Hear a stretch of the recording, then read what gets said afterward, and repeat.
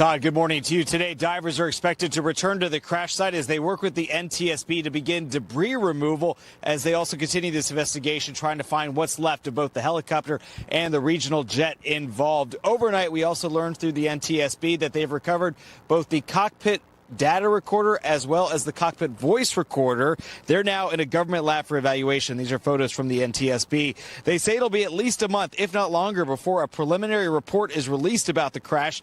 They also caution it is far too soon to know whether or not air traffic control staffing was at the level needed to prevent a crash, or if there was communications issues between the aircraft involved. On Thursday, President Trump appointed a new acting head of the FAA, also signed an executive order directing the government to review all federal aviation hiring and safety decisions. You feel like what happened last night was preventable? I do, yeah. Oh, absolutely. And obviously, that was something that should not have happened, and we're not going to let it happen again.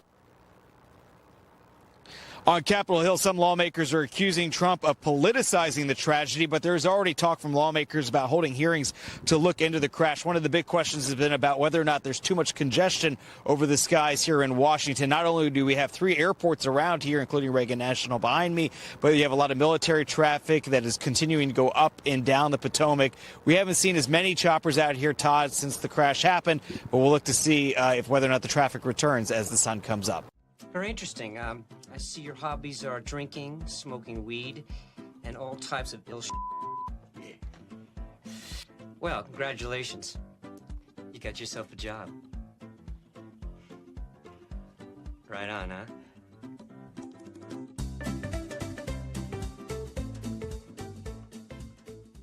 Well, ladies and gentlemen, we are back. Here is the press dais and the press secretary, who was on time within a very, very high confidence interval last press conference, will, we assume, be on time this press conference, the last press conference for Caroline Leavitt, was an absolute bombshell. And thank you for joining us. It's your boy, Benny, here. We're going to watch together and have a rip-roaring good time watching the press secretary dispatch what is a considerable amount of fake news that has been building up inside of the news ecosystem. And you can see there in the front seats, going to be the front seat of reporters. They get seated when the press secretary is about to walk out. And what you just saw there, head over to that. I just saw Peter Doocy. There we go. Yep. Okay. All right. Peter Doocy taking a seat. This means that she is imminently about to cut out. So we have an entire thing built out for you and ready to go. But we don't want to miss, of course, Caroline Leavitt. She was just a couple minutes late. This is a 1 p.m. press conference call time. And if the front row gets seated, you know what that means? These are the corporate media reporters. That means they've all been told to take their seats and that the press conference will begin imminently. We have dozens of clips from the hearings. Okay, dozens of clips from the hearings yesterday, but we ain't going to go to any of those, ladies and gentlemen. We're not going to go to any of those clips. We are going to stay locked in right here because we've been sort of given the signal that Caroline Leavitt is out. How are you? Here she is. There we go. Nice live shot. All right. Yep. Good to see all of you. Happy Friday. It's great Way to be to go, back Carol. with you. I want to provide an update on President Trump's actions in the wake of the catastrophic air collision that tragically claimed the lives of 67 people at Reagan National Airport on Wednesday night. Everyone in this White House continues to mourn the victims and keep their friends and families in our thoughts and prayers during this unimaginable time. First, within moments of the collision, the president and his newly appointed team were in immediate communication. The president was briefed on Wednesday evening following the crash, again on Thursday morning, and he has continued to receive updates as recovery efforts continue on the ground. The president, as you know, took time to address the nation yesterday afternoon. To deliver accountability, President Trump swiftly signed a memorandum directing an immediate assessment of the Federal Aviation Administration to ensure the federal government is maintaining the highest personnel and policy aviation safety standards. The memorandum directs the Secretary of Transportation and the FAA administrator to immediately review all hiring decisions and changes to safety protocols made during the prior 4 years and to take all necessary corrective actions to achieve uncompromised aviation safety. The review will include a comprehensive assessment and reversal of any deterioration in hiring standards and aviation safety standards and protocols during the previous administration. Aviation safety was addressed by President Trump before this tragic collision even took place. On his second day in office, the president signed a memorandum to immediately stop Biden DEI hiring programs and return to non-discriminatory, merit-based hiring. And in 2018, during President Trump's first term, the Department of Transportation announced it would put an end at that time to use the biological questionnaire that was introduced by the Obama administration, which punished skilled applicants. President Trump has long led on the issue of aviation safety, and he will continue to do so. He will continue to deliver on the promises he made to the American people at record speed. The Senate has already confirmed 8 of President Trump's exceptional cabinet nominees, including most recently Transportation Secretary Sean Duffy, as you of course know, EPA Secretary Lee Zeldin, and Interior Secretary Doug Burgum, who is scheduled to be sworn in later today. We expect the Senate to continue quickly confirming the remainder of President Trump's well-qualified nominees in the days ahead. Earlier this week in the East Room, the president proudly signed the Laken-Riley Act into law, surrounded by Laken's loving parents and sister. This common sense bipartisan law mandates the federal detention of illegal aliens who are accused of theft, burglary, assaulting a law enforcement officer, and any crime that causes death or serious bodily injury, like the animal who murdered Laken-Riley in cold blood. This was the first piece of legislation President Trump proudly signed as the 47th president of the United States, and it will guarantee that Laken did not die in vain. As Laken's mother, Allison, tearfully said during the signing event, President Trump said he would secure our borders and that he would never forget about Laken, and he hasn't. He's a man of his word, and we trust that he will fight for the American people. Those are the words of Laken's mother, and we will never forget them. So to help lock up even more criminal illegal aliens, President Trump signed a memorandum this week to detain them at Guantanamo Bay. This action will expand the Migrant Operations Center at Naval Station Guantanamo Bay to full capacity to provide critical extra detention space for high-priority criminal illegals. Our brave ICE agents continue to arrest more and more of these types of individuals every day in communities across our country. And I have more updates for you. On January 27, 2025, ICE Chicago arrested a citizen of Guatemala who has been convicted of solicitation to meet a child, disturbing, and sentenced to 24 months probation. On January 28, 2025, ICE Atlanta arrested a citizen of South Korea who has been convicted of 9 counts of possession or control of material depicting minors in sexually explicit conduct. On January 28th, ICE New York arrested a Mexican national previously charged by the state of New York for attempted murder and possession of a weapon and assault. And on January 28th, ICE Philly arrested a citizen of Mexico who has been convicted of possession of child pornography. Our message is simple. If you are a criminal illegal alien, you will be arrested and deported. On another important matter, the nation's report card was released this week, and the news is not good. It showed that U.S. students had record low reading comprehension scores last year. It's National School Choice Week, and in part of the president's commitment to education, he just left a roundtable in the Roosevelt Room focused on this issue with leaders from across the country.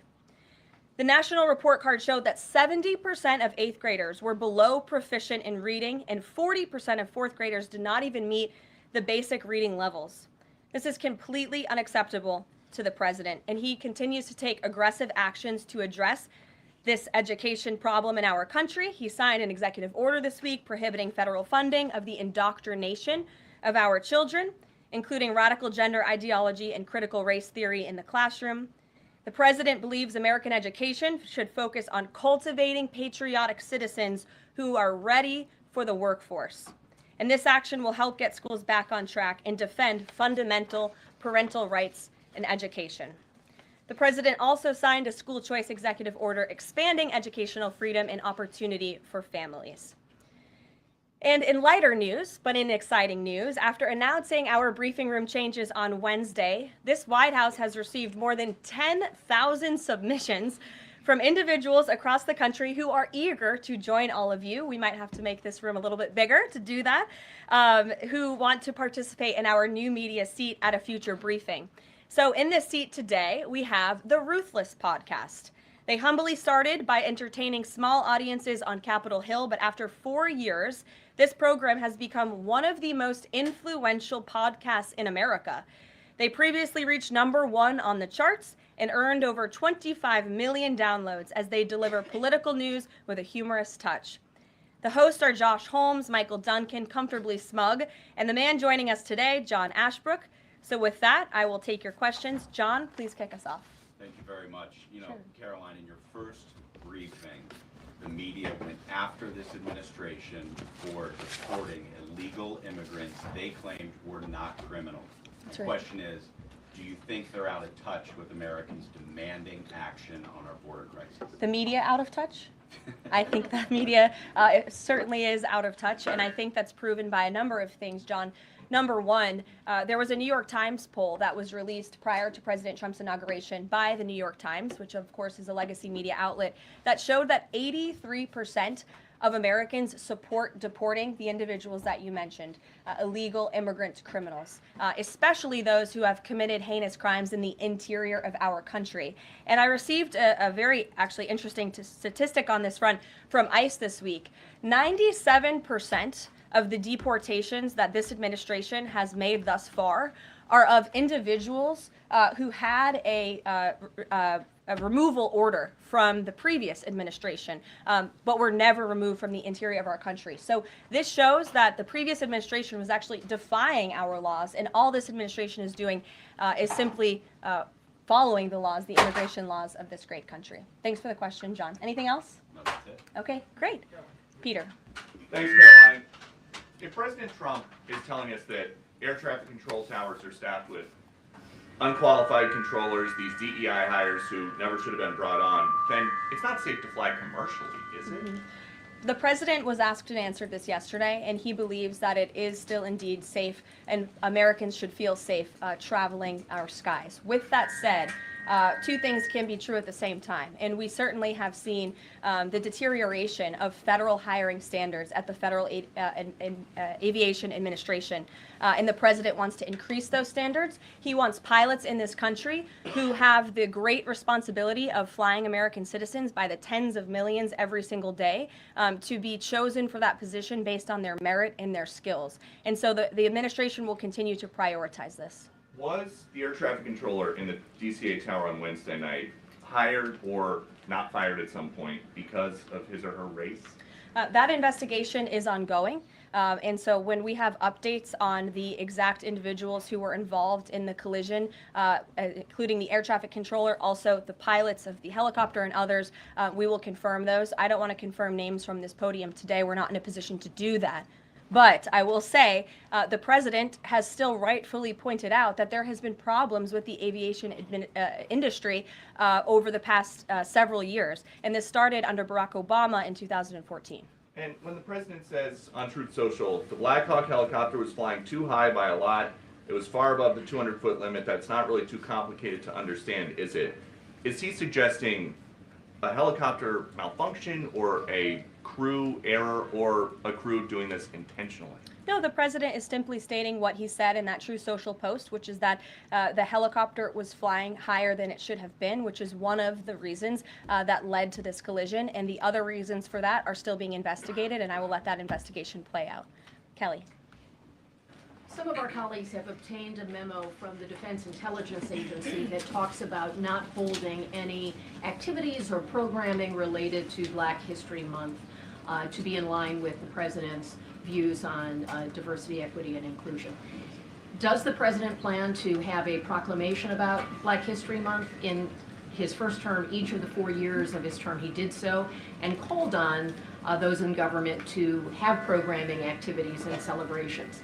Is he going to do that this year? Yeah, the president looks forward to signing a proclamation celebrating Black History Month. I actually spoke with our great staff secretary. It's in the works of being approved, and it's going to be ready for the president's signature to signify the beginning of that tomorrow. If an agency is calling off those kinds of activities in an attempt to be in alignment with the president's views on DEI and other things, should they adjust that now and have those programs and make those celebrations however they see fit in the office? The president is leading here at the White House, and I'll leave it to the proclamation that he will sign very soon. Mary, great to see you. Thanks for having us. So I wanted to follow up on the gender executive orders you mentioned. First of all, we know that President Trump has taken a bunch of steps to protect children from irreversible transgender procedures. Is he interested in backing congressional legislation on this point? And does the Trump administration have interest in investigating doctors who perform these irreversible procedures on kids, such as a double mastectomy on a minor girl? Well, the president has already taken a very strong stance on this issue this week with the signing of his executive order, a few executive orders in this space. First, he made it the official policy of the federal government that there are only two sexes, male and female, and we have directed all federal agencies to comply with that policy. As for congressional legislation to support the president's agenda in this space, and certainly ending the mutilation of young children, the chemical castration of young children, which is a barbaric practice that the vast majority of Americans do not support for young minor children. Certainly the president would support Congress's efforts, as he has already made that very clear this week. Jennifer. On Rick Grinnell's trip to Venezuela to meet with Nicolas Maduro, is there anything you can share on timing on that, what his agenda is, what the mission of that trip is? Yes, so I can confirm that Rick Grinnell is in Venezuela today.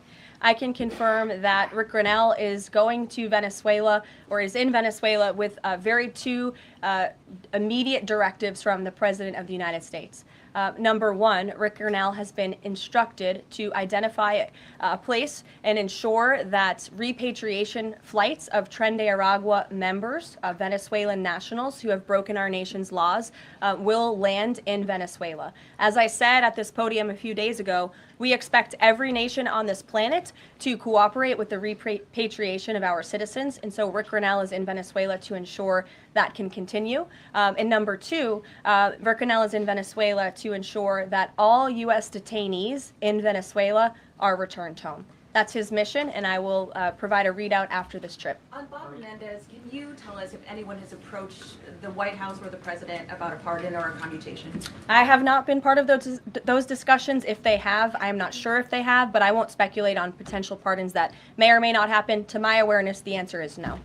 Justin. Hey, friends at Reuters are reporting that the president has made a decision on the Canada and Mexico tariffs, but that they won't actually be implemented until March 1st. I was wondering if you could confirm that and talk through some of the president's thinking. I saw that report, and it is false. I was just with the president in the Oval Office, and I can confirm that tomorrow, the February 1st deadline that President Trump put into place at a statement several weeks ago, continues. The president will be implementing tomorrow a 25% tariffs on Mexico, 25% tariffs on Canada, and a 10% tariff on China for the illegal fentanyl that they have sourced and allowed to distribute into our country, which has killed tens of millions of Americans. These are promises made and promises kept by the president. The president yesterday said that last night he was planning to discuss whether an exemption would be made on oil imports.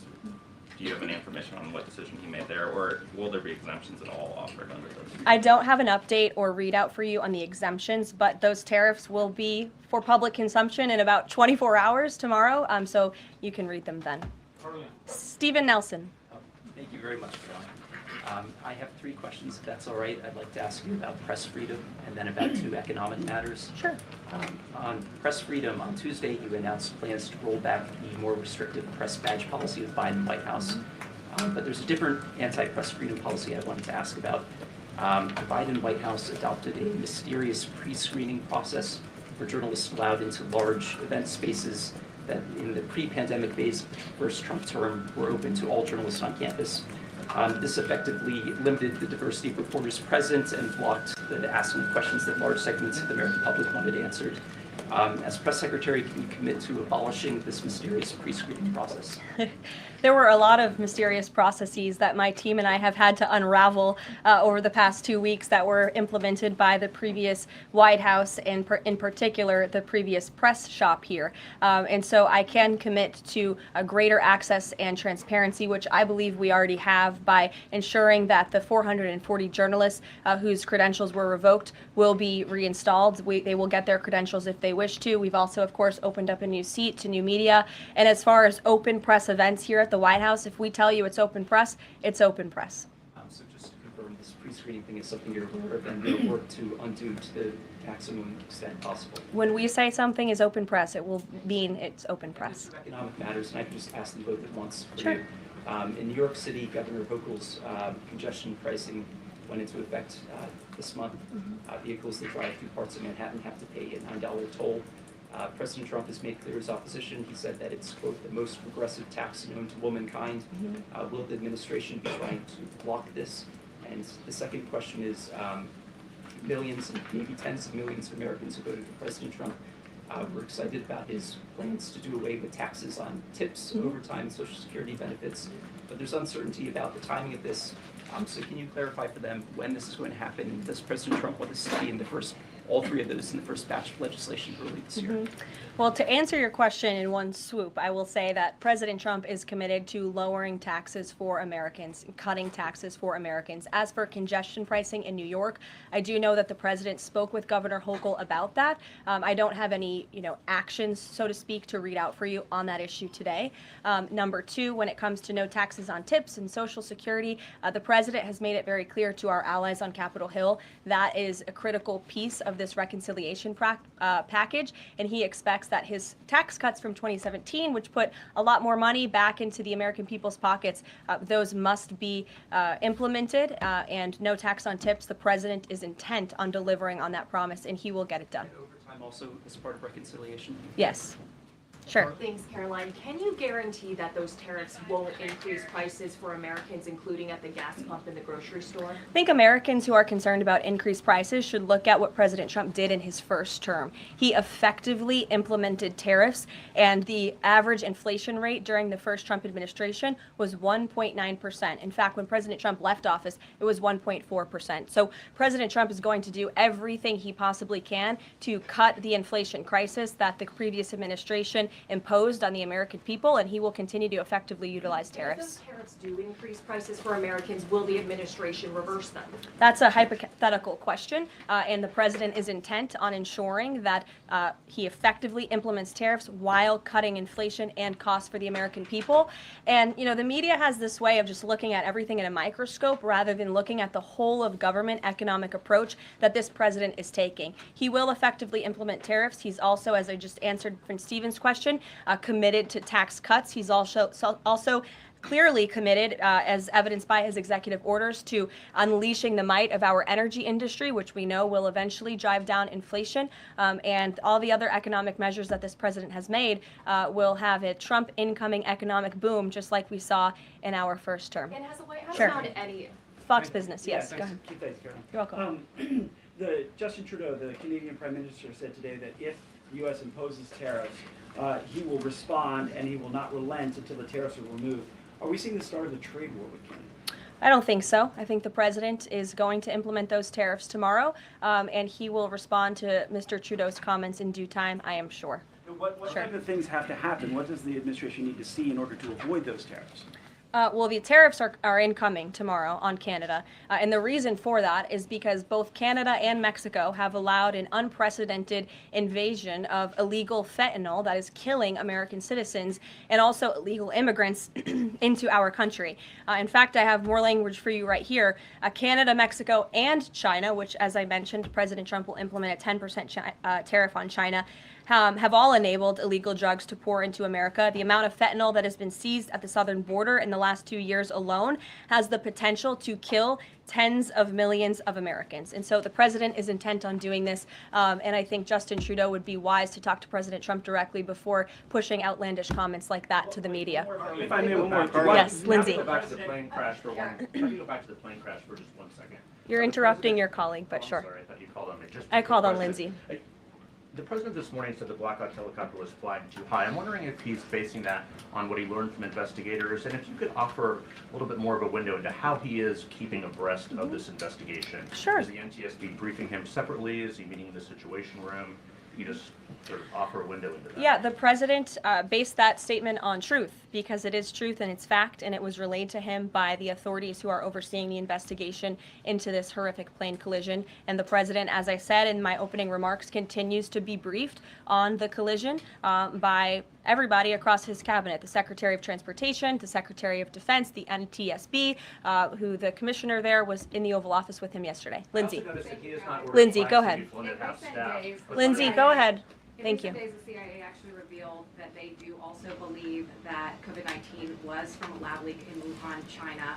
How is the president planning on responding to this additional intel from the CIA, and will it impact how he responds to them with tariffs? Yeah, kudos to John Ratcliffe for revealing that truth and that fact to the American people. Many years too late, the Biden administration had a chance to let the American people know the truth about that, and for some reason, they chose not to. I also would just like to point out that several years ago, when I was working in this press shop and President Trump would take to this podium to brief the American people on COVID-19, he suggested that COVID very well may have came from a lab in Wuhan, China. And many members in this very room mocked him for that, said he was spewing conspiracy theories. He was not. We now know that to be the confirmable truth. It took many years for it to come out, but the president was right in this instance again. Sure. Caroline, thank you. I wanted to ask about Secretary Rubio's trip to Panama first. Sure. What did the conversations look like with President Trump on that? The president of Panama says it is, quote, impossible to negotiate over the canal. So what are you expecting from this visit? So I have not been present for Secretary Rubio's conversations with President Trump about the Panama Canal. I have been present for President Trump's own thoughts on the Panama Canal, and you've all seen them as well in his public statements that he has shown.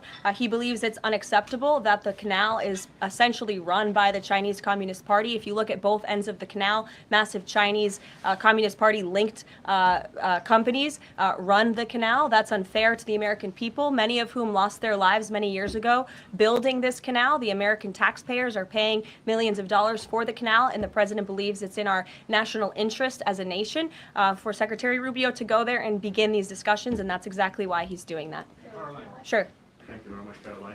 Is the United States in the process of pulling out of Syria militarily? Because the president wanted to do that in his first term as well, and he had a lot of pushback from the Pentagon and Congress. And based on what he said yesterday, is he considering doing that in a short time? The president was asked and answered this question yesterday, and he, as the commander-in-chief of the United States military, reserves the right to review troop deployments overseas at any point in time. Is that a topic right now? Yes. Thank you. Two questions. So we now know that the staffing was not normal at the air traffic tower, and so with the government freezing the hiring of new federal workers and offering buyout, are you not afraid that more incidents of different kind could happen with less staffing in different agencies? Well, the president is intent on ensuring that we are increasing staffing at these agencies, and that's why he signed a very strong executive order on his second day in office, immediately terminating DEI hiring practices at the FAA. He also, following the tragic crash, as you all know, in the Oval Office yesterday, signed a memorandum directing an immediate assessment of the FAA to ensure the federal government is maintaining the highest personnel and aviation safety standards. And I would also just say there's a cultural piece to this as well. If you are an American who has spent many years studying aviation and you graduate from school and you're an air traffic controller based on skill and merit, and then you apply for a job and you're forced to fill out a biographical questionnaire asking you the color of your skin and asking you where you're from in details that aren't relevant at all to the job description, I think that deteriorates the morale of people in this industry. And if you talk to people in this industry, they'll tell you that. In fact, many of them filed a lawsuit against the FAA a couple of years ago under Joe Biden's administration because they were denied positions because of this DEI hiring practice that was putting identity politics over merit and skills. That's unacceptable. And I think just to put a fine point on this, because this is the third or fourth question I've answered on this subject, When you are flying on an airplane with your loved ones, which every one of us in this room has, do you pray that your plane lands safely and gets you to your destination, or do you pray that the pilot has a certain skin color? I think we all know the answer to that question, and as President Trump said yesterday, it's common sense. Rob Crilly. Yeah, I'd just like to follow up on that last question, actually. Has there been any sort of assurance from the FAA that they will immediately improve staffing levels, given the reports of not normal staffing levels on Wednesday? Oh, absolutely. You had Secretary Duffy here yesterday at the White House at this podium saying that he is on it, and we can all trust that he definitely will be. John Decker. Thanks a lot, Carol. You followed me, right? Yes, I did. Thank you very much. As long as your name's still John Decker. It is, absolutely. Thank you. The president's meeting today with the founder and CEO of NVIDIA. What is that meeting concerning, and who sought that meeting? I don't have details on this. It's a private meeting. It will take place at 2:30 p.m. I'll try to get there in time, and I can let you know after. How's that? On Guantanamo Bay, can you give more details about setting up that detention facility at Gitmo? How will that come about? What's the timing in terms of standing it up? And of course, this has happened before during the Clinton administration. Yeah, that's right. Detainees of Cuban and Haitian descent were both detained at Guantanamo. Are you looking at that model in setting up this detention facility? Secretary Hegseth, I believe, was on television this morning answering this question, and he said that the Department of Defense is already on it. He has directed his agency to ensure that Gitmo is increasing their capacity for beds, and that's exactly what President Trump's executive order did. It directed Secretary Hegseth and also Secretary Noem to expand the Migrant Operations Center at the Naval Station to provide for this extra detention space. And as Secretary Hegseth confirmed this morning, that operation is underway. Sure. Caroline, on the tariffs, can you clarify whether those will actually be going into effect tomorrow, or Yes. whether there might be some lead time? Yes. And are those, they will be going into effect tomorrow? Correct. And are those meant to be in place long term, or is there a scenario in which Canada, Mexico, and China can offer concessions and then they would be removed? At this point, the president has made it very clear those tariffs are going to be implemented and in effect. If the president at any time decides to roll back those tariffs, I'll leave it to him to make that decision. But starting tomorrow, those tariffs will be in place. Sure. Thanks, Caroline. Yes. Can you confirm a report by our friends at the Daily Mail that the British Prime Minister Keir Starmer is going to be visiting the White House in February? And also, if I may, do you have any more details on Netanyahu's visit here next week? Sure. I have not seen that report about the Prime Minister. I can go check back with our friends at the National Security Council and get back to you on that. I can confirm that Prime Minister Netanyahu will be here on Tuesday, February 4th, for a working meeting and visit with the President. And I'm sure you will all be here, very excited to cover that visit. Sure. Daniel. Thank you, Caroline. You're welcome. Back on the Guantanamo Bay subject, specifically, obviously, why does the president feel like that's the best location or a good location to make sure that Americans are safe from violent, illegal migrant crime? Well, it's a really good question, and the memorandum that he signed, the order that he signed, builds on his previous executive actions, obviously, to secure our southern border and deport illegal criminals from the interior of our country. We know that we have an issue with detention space here in the interior, which is a big reason why Congress needs to pass this reconciliation package as quickly as possible to ensure that DHS and ICE have the funding they need to detain these individuals that the administration is very swiftly rounding up and deporting, arresting and deporting these illegal immigrant criminals. And so the president feels it's an appropriate place. Taxpayers are already funding it. The space is there. Why not use it? And the Secretary of Defense, as I said, is working on that as we speak. Sure. Yes. Thank you so much for having me here and answering your question. So I want to talk more about the success that ICE is having finding these violent criminal aliens, some of them being sexual predators.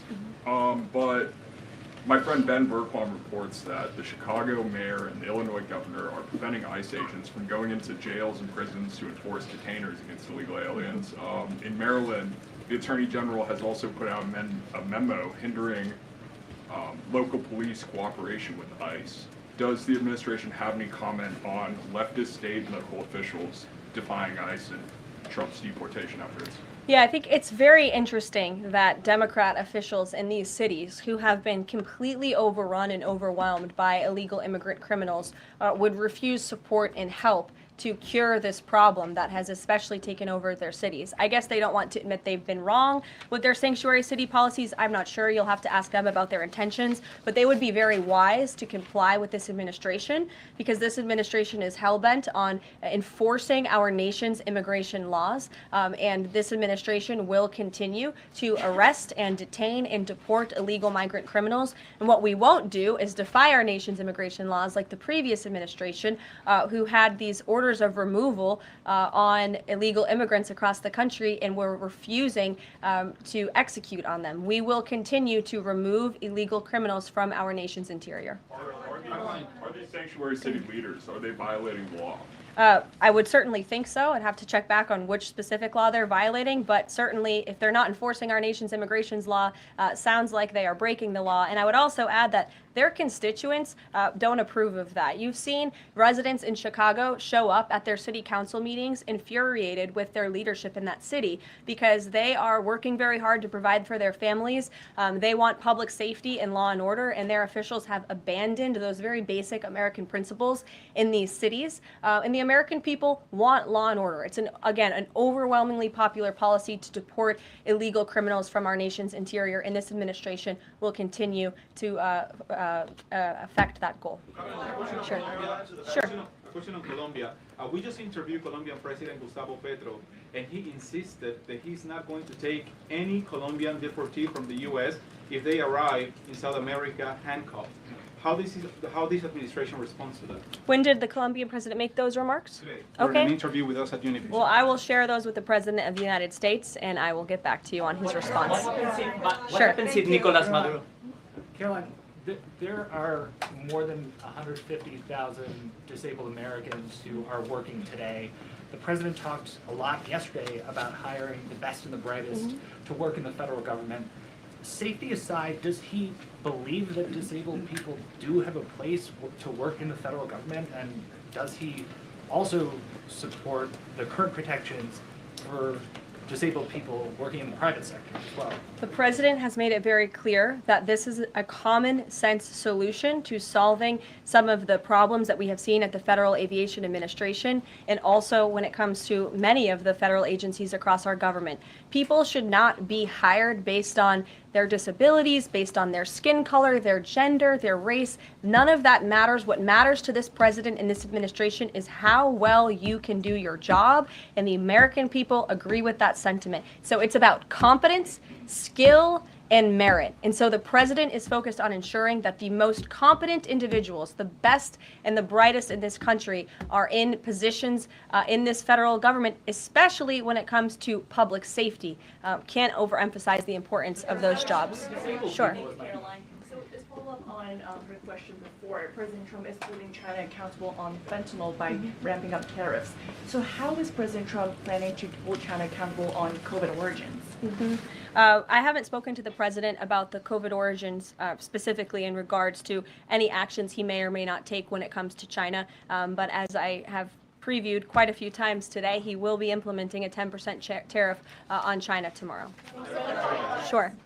Hi. Has the president made up his mind about a timeline for tariffs on the EU? No, he has not. Will it be a one-size-fit-all, or will it be differentiated among the governments? I won't get ahead of the president on tariffs when it comes to the European Union. What I can tell you, again, is that the president will be implementing 25% on Canada, 25% on Mexico, 10% on China tomorrow for the reasons that I have repeatedly laid out in this briefing. Newsmax, go ahead. Yes. Thank you so much. No, the gentleman behind you. James Rose. Yes, James. Thank you. Thank you, Caroline. Two quick questions on foreign policy, and then one very long and tedious and ponderous Rosen question thereafter. First, on Iran, we've heard very little about the president's forthcoming Iran policy besides his determination to prevent that nation from achieving a nuclear weapons capability. Is it the president's objective, short of the use of U.S. military force, to use the broad array of his powers to try to hasten the end of the Iranian regime? I think the president has actually made his position on Iran very clear, and he made that clear when there were the negotiations about the ceasefire, which we know obviously is now in place, and the deadline on that ceasefire has continued. He said that Hamas and Iranian-backed terrorists would have hell to pay if that ceasefire didn't move forward, and then quickly thereafter it did. I also do have news on the hostage front, which I'm very surprised nobody asked about this because it is big news story, and the White House applauds the release of 8 additional hostages from Hamas captivity, thanks to the ceasefire deal secured by President Trump. 3 Israeli and 5 Thai nationals are being reunited with their families and their loved ones after being held in unspeakable conditions for over 15 months. And the president remains committed to the release of all remaining hostages, and they should have never been taken by the brutal terrorist group Hamas in the first place. And I think President Trump's working meeting with the Israeli Prime Minister next week emphasizes his continued support for Israel and ensuring that brutal terrorists in that region have hell to pay. Sure. Can I just finish the other 2 questions? Sure. I know you want the long, ponderous Rosen. But first, on the Grinnell trip, as you know, under the previous administration, the U.S. recognized the opposition candidate in last year's elections, Edmundo Gonzalez, now exiled, as the legitimate president of Venezuela. Does the president's dispatching of Ambassador Grinnell to negotiate directly with President Maduro today mean that the U.S. now officially recognizes President Maduro as the legitimate president of Venezuela? Absolutely not. As I made it very clear, former ambassador and now special envoy Rick Grinnell is going to Venezuela with 2 very clear directives. Make sure that Tren de Aragua members, of which there are 400 currently in custody, are repatriated back to Venezuela, and that all United States detainees return home. Thank you very much, guys. Just on the president's use of language in this room yesterday, Sure. and without seeking to cast myself as some kind of moral exemplar because it's rather late in the day to try. Nonetheless, this was an event yesterday that began with a moment of silence for the victims of the air crash and the president's own invocation of, quote, a loving God. And then he uncorked that expletive to insult a former cabinet officer. It was the same expletive that I saw him use in the East Room in 2020 when he famously held up the Trump acquitted headline. My question is, if you could shed any light for us on how the president perceives his use of public profanity, which is a practice that certainly sets him apart from all of his predecessors. Does he regard it as an effective communications device, part of his appeal, or is it something that he lapses into inadvertently, perhaps in times of frustration and later regrets? I think one of the things that the American people love most about this president is that he often says what they are thinking, but sometimes lack the courage to say themselves. And I think yesterday at this podium, you heard President Trump express great frustration, perhaps even anger, with the previous administration's policies, many of which have led to the crises that our country is currently facing and that this president is focused on fixing. Thank you guys very much. Have a great weekend. We'll see you next week. Boom. All right, we'll see you next week. Carolyn Levitt absolutely owning this moment. Wow, what an unbelievable change night and day from the gaslighting and the DEI and the insufferable lying from the previous administration. You remember that giant binder? I don't have a script when we do the show, so I don't have anything like this, but like where it would sound like a stack. Here, I have a couple books. Here we go. This isn't gonna cut it. Okay, I got a couple books here. Let me grab one more. We have some books in the studio. This isn't gonna cut it. Okay, so we have some books here. This you should pick up from the great Jamie Mitchell, who works on our team. Here, you remember when Cringe Jean-Pierre would go to the press dais and it would sound like this? This is probably gonna be loud. And she would like literally put her binder down. Oh, and every single question would be like, hold on, just a sec. I almost got it. Oh, just got it. Cringe, we just asked you what color is the sky. Hold on, I have a note on that. Just a second. Circle back, just a moment. Okay, we almost got it. There it is. Blue. And this would be the entire press conference. Yeah, that was so rage-inducing. And we'd cover some of these live. We'd do some of these live press conferences just for fun, to make fun of cringe, and it was so hard. It was so bad. Now, Caroline Levitt began, and we have some highlights for you that we're going to play here in just a second. She began by saying, yeah, the majority of our problem at this administration has been undoing the absolute cluster F of the last press shop that ran this place. There are these really embarrassing photos. ALX or Danny, do you both producers on the program, ALX and Danny, you guys got that photo of like the press team? There's like a famous, hilarious photo of like the last White House press shop. It's exactly what you'd think it was. It looks like a feminist studies major department and a small liberal arts college in the Northeast. It's really bad. Anyway, the point is that Carolyn Levitt began by commenting on the plane crash and then by commenting on the criminal aliens. I guess they're going to do this every single time. Can you just pop up that tweet, Killer Clown, please? They're going to do this every time where they put on blast a criminal alien monster that has been arrested and deported. I love this. I love this style of like using the actual television screens there.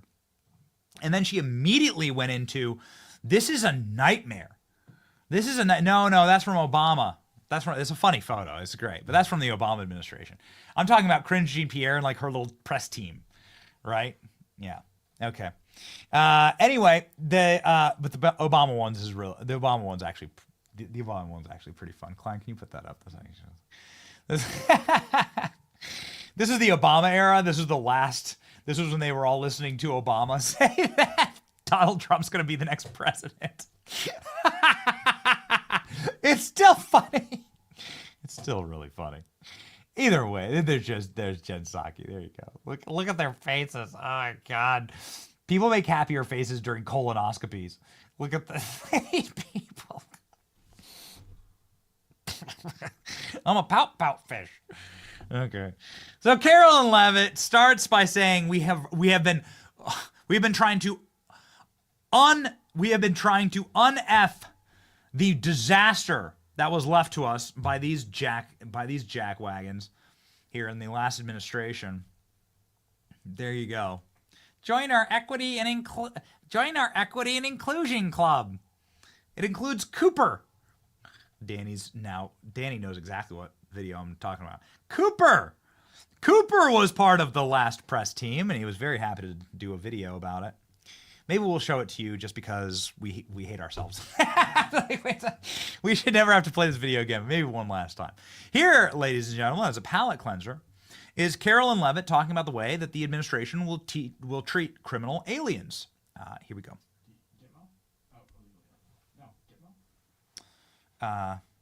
Yeah, please. It will take place at 2:30 p.m. I'll try to get there in time, and I can let you know after. How's that? On Guantanamo Bay, can you give more details about setting up that detention facility at Gitmo? How will that come about? What's the timing in terms of standing it up? And of course, this has happened before during the Clinton administration. Yeah, that's right. Detainees of Cuban and Haitian descent were both detained at Guantanamo. Are you looking at that model in setting up this detention facility? Secretary Hegseth, I believe, was on television this morning answering this question, and he said that the Department of Defense is already on it. He has directed his agency to ensure that Gitmo is increasing their capacity for beds, and that's exactly what President Trump's executive order did. It directed Secretary Hegseth and also Secretary Noem to expand the Migrant Operations Center at the Naval Station to provide for this extra detention space. And as Secretary Hegseth confirmed this morning, that operation is underway. Sure. Operation Send Benny to Gitmo is also underway. Speaking of a press team that should go to Gitmo, so you have a White House that not only doing the meme, they're like physically creating meme. The meme was send them to Gitmo, right? That's the post on X. The post was, why don't you send, and then when we take back control, we'll send you all to Gitmo. And the White House is like, no, actually, we think we'll do the meme. Boom, send them to Gitmo. They're actually going to do it. Ladies and gentlemen, here's how the White House talks about criminal aliens. If you are a criminal alien, which has been a rule on this program, every new person that we hire at this show, And thank you for supporting our show. Thank you for watching. You support jobs for actual creators and people who love their country in this, and it's actually quite hard in the media landscape to do that these days. There's a lot of change, and so we thank you for that. Every new employee that we hire gets a little lesson in terms that we use at this company. And one of the top lessons is we don't call them migrants, and we don't call them dreamers, and we don't call them immigrants. They're none of those things. They're criminal aliens. We've never said the term migrant on the show. We will not say dreamer. We will not say migrant. We won't say even illegal. They're actually literally criminal aliens. And the White House, rings like a bell, is now using that term, and the reporters are saying it back to them. It's amazing. Here we go. On January 27th, 2025, ICE Chicago arrested a citizen of Guatemala who has been convicted of solicitation to meet a child, disturbing, and sentenced to 24 months probation. On January 28th, 2025, ICE Atlanta arrested a citizen of South Korea who has been convicted of 9 counts of possession or control of material depicting minors in sexually explicit conduct. On January 28th, ICE New York arrested a Mexican national previously charged by the state of New York for attempted murder and possession of a weapon and assault. And on January 28th, ICE Philly arrested a citizen of Mexico who has been convicted of possession of child pornography. Our message is simple. If you are a criminal, illegal alien, you will be arrested and deported. Ah, what a way to end the week. That's like just the angel's music to my ear. If you are a criminal, illegal alien, you will be arrested and charged and deported, and you'll never be allowed back in this country. Ah, what have we done? We've created a world where we can speak like that. It used to just be found on this program, actually. Don't check too many of the tapes for too many other commentators in this space who were happy to call them dreamers and migrants and just citizens of the world. Remarkable, truly. I'm glad that we've won that cultural battle because the words that we use is actually mind control. You have to be able to speak truth. You have to be able to name things correctly. We have to be able to say what things are. The manipulation of language is the manipulation of your mind. Okay, and we've been living through truly literal hell over the last 4 years, really over the last decade in this country, where they've tried to warp and distort reality. And now reality is back, ladies and gentlemen. Part of the way that they've distorted reality is to say diversity is our strength. Of course, diversity is not our strength. In no universe is diversity your strength. It's not. Diversity is not your strength. Are you married to somebody that speaks your same language? I mean, I guess some people might be married to somebody who doesn't speak their language, but that's not a healthy relationship. Diversity is not your strength in your marriage. And diversity is not your strength with your employees. I don't hire a bunch of people at this company who don't speak English because that's the language of the company that we're operating in, and so nobody wants to be doing translators, right, all day. We wouldn't have a great or effective company if we did that. So no, diversity is not our strength. No, DEI is an actual poison. And here's Carolyn Levitt saying DEI is DED, dead. Is that a topic right now? Yes. Thank you. 2 questions. So we now know that the staffing was not normal at the air traffic tower, and so with the government freezing the hiring of new federal workers and offering buyouts, are you not afraid that more incidents of different kind could happen with less staffing in different agencies? Well, the president is intent on ensuring that we are increasing staffing at these agencies, and that's why he signed a very strong executive order on his second day in office, immediately terminating DEI hiring practices at the FAA. He also, following the tragic crash, as you all know, in the Oval Office yesterday, signed a memorandum directing an immediate assessment of the FAA to ensure the federal government is maintaining the highest personnel and aviation safety standards. And I would also just say there's a cultural piece to this as well.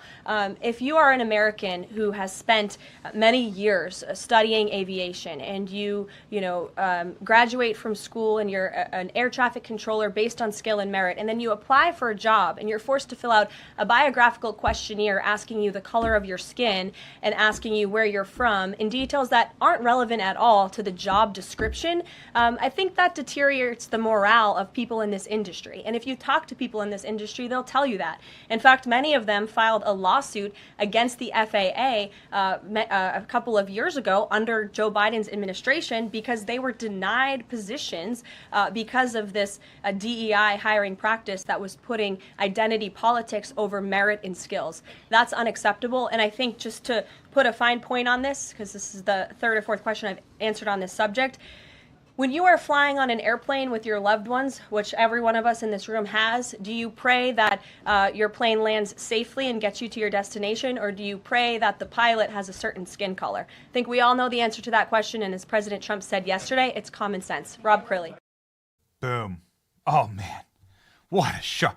Do you pray that your plane lands safely and your children survive? And there were many children on that flight from Wichita that blew up when a Black Hawk helicopter slammed into it? Or are you concerned about the sex or the skin color or who the pilot likes to have sex with? Like, which one would you prefer? Would you rather be dead with a pilot that matches some type of kaleidoscope rainbow of leftist wet dream utopian diversity, which actually is none of those things, which is actually the recipe for a zero trust society and chaos?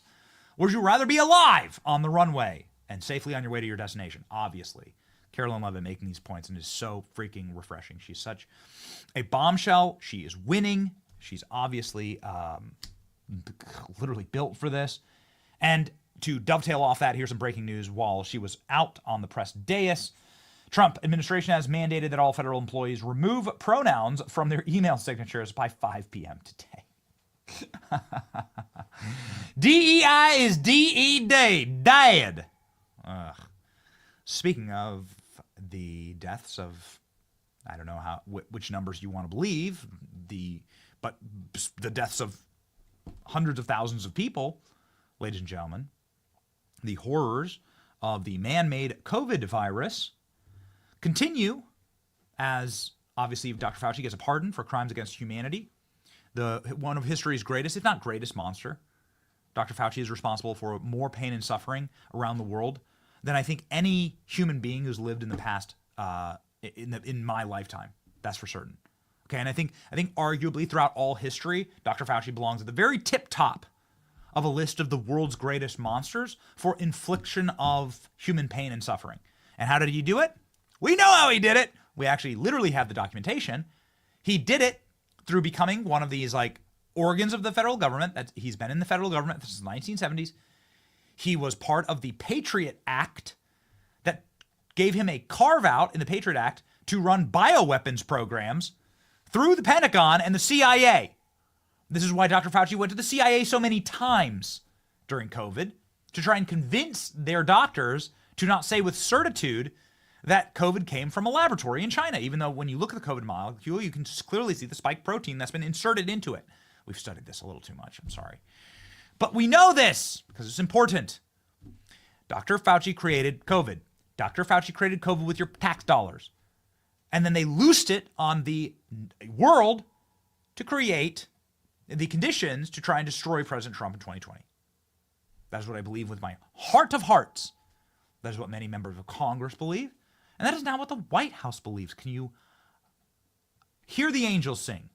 Listen to Carolyn Levitt here. Truth in that fact to the American people. Many years too late, the Biden administration had a chance to let the American people know the truth about that, and for some reason, they chose not to. I also would just like to point out that several years ago, when I was working in this press shop and President Trump would take to this podium to brief the American people on COVID-19, he suggested that COVID very well may have came from a lab in Wuhan, China. And many members in this very room mocked him for that, said he was spewing conspiracy theories. He was not. We now know that to be the confirmable truth. It took many years for it to come out, but the president was right in this instance again. Sure. Caroline, thank you. I wanted to ask about Secretary Rubio's trip to Panama first. Sure. What did the conversations look like with President Trump? Okay, so yeah, that clip had a little extra question at the end. That wasn't pursuant what we're talking about. This is going crazy, thermonuclear viral right now. The White House saying, yeah, COVID came from a lab. We need to start investigating who created it. We know who created it. It was illegal to do this.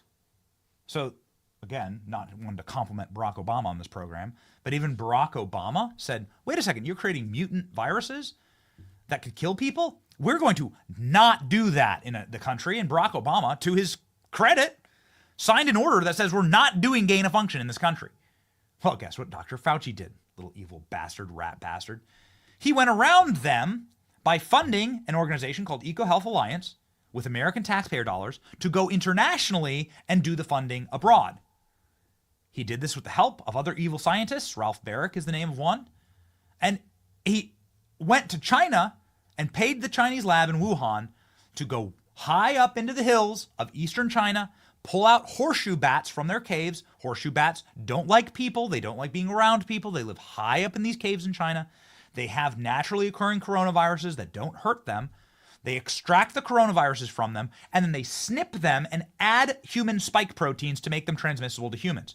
Dr. Fauci paid for that funding through the EcoHealth Alliance, and that laboratory had a long history of lab leaks, of bats biting humans that were infected, of humans getting these sicknesses, and that's where you get COVID. Was it released on purpose? Well, it sure would be nice to have a proper investigation into that, wouldn't it?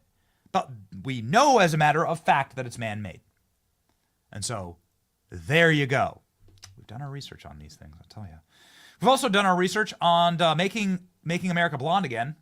And here is the photo of your press secretary getting her hair and makeup done. Maybe getting her hair cut. Make America blonde again. What part of the timeline are we in here, ladies and gentlemen? Man, I guess having a press secretary that you actually want to look at is back on the menu. Goodness gracious, what have we lived through? Cringe Jean-Pierre is what we lived through. Jen Psaki is what we lived through. A reminder that this is what you voted for, ladies and gentlemen, and this is what you voted Democracy's against. calling. See you, Daddy. Bye. Hi, my name is Cooper, and this is a day in my life as a White House intern. We did it, Joe. Hey, everyone. Vogue. Usually I start off with a big coffee. Sorry, they're like really strict in here. Hey Jenny, I booked you a nail appointment, love. Yeah, I didn't tell you to do that. It's called Initiative. Hi, White House, this is Cooper. I don't think so. Oh, doesn't matter. This is actually the entrance to the West Wing. This is so fun and it's really prestigious. Hey POTUS. Is Olivia Rodrigo still here? No. We've come a long way in our fight against this virus. We've vaccinated 160 million Americans. Are you getting this all down? Don't worry, Queen. It's all right here. Cooper. Sorry, Miss Jen. And Jen, don't forget to have fun. Spirit fingers, mama. We need to get shots in the arms of every single American. I'm heading to a haircut. Comment if you want me to make more of these. In fact, Cooper, 100 million Americans told you that you should not only never be near the White House, you should probably never be near any school, and maybe you'll be the first one deported to Guantanamo Bay. We'll see. We'll see. Amazing things are happening in this country. Ladies and gentlemen, this is an exciting moment, and we're so happy to be able to cover it along with you. We're thankful for you, and to that end, we make you memes, and here's one of them, brought to you by the amazing Ashley on our team. Is that right? Ashley, you made this, right? It's perfect. It really does. It freaking works. Does everyone ever, well, look at these dopey corporate media reporters. Look at those slobs. And then you have Peter Ducey, who's clearly Buddy the Elf for all these little elves, all these little urchins, little slobs and dopey dandruffy degenerates there in the front row. It's perfect. It's perfect, Ashley. It's freaking perfect. Well done. One more meme to send us off here, ladies and gentlemen. A Carolyn Levitt meme from Jerry. Did we not load the closer? Oh, yeah. Yeah, the closer? Okay, here we go. All right. I mean, we did have the other one. Uh-oh. Do we have an Elon Musk? Okay, well, we do have an Elon Musk shout out. Why not? I mean, it's kind of like, well, why not? Elon Musk says yes to our tweet saying confirm Kash Patel. Elon Musk says yes. And because because we were not fast enough with the original cold open meme, we'll do, how about we do two Carolyn Levitts. Two. Not to put us on the spot here, but let's go. Let's do this one. We're going to do two Carolyn Levitts. Two Carolyn Levitt memes. All right? Why not? Okay? Okay. Here we go, ladies and gentlemen. We just want to say thank you. Again, have an amazing weekend in this, the greatest country on earth. It's Benny from here, the seat in the front of the golden era. This, your front row seat to the golden era. Please like and subscribe to our channels. Thank you so much. Let your memes be dreams.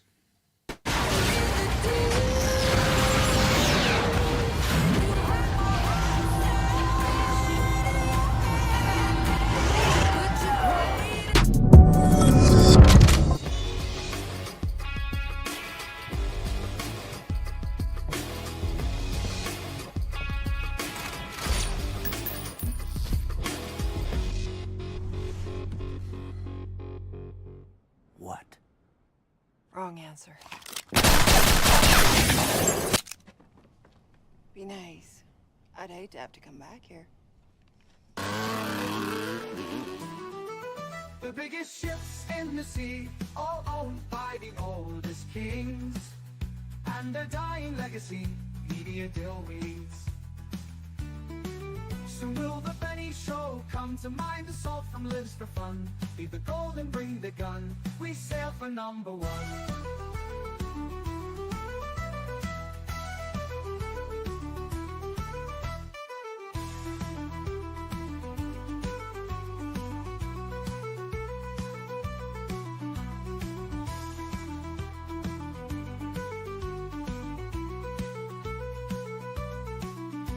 Soon will the Benny Show come to mind, the salt from lives for fun. Leave the gold and bring the gun, we sail for number one. The biggest ships in the sea,